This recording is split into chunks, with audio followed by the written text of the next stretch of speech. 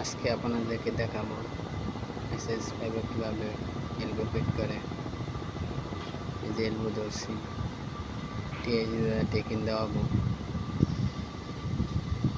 ফিরিমেন্টে। তো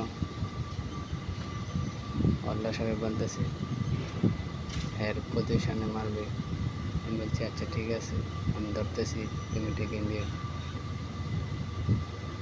ধরা শেষ, বাদে লেবেল করবো।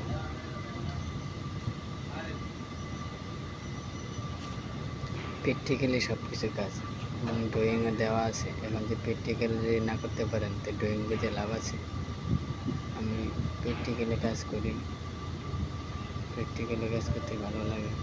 এখন ম্যাডাম নাইক আছে, তার জন্য ওয়েল্ডিং রডের দিয়েই ধরছি। ম্যাডাম দেখতেছি 90 হইলেই হয়ে যাবে, 90 আছে।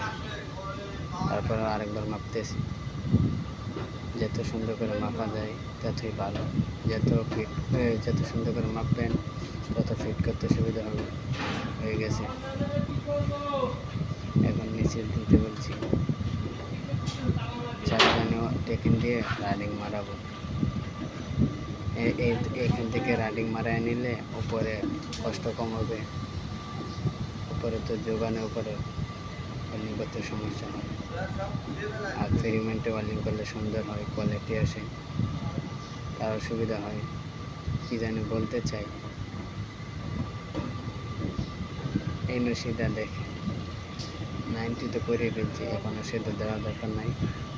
এখন উপরে যে পজিশনে লাগাবো এই পজিশনে খালি বয়ে দেবো।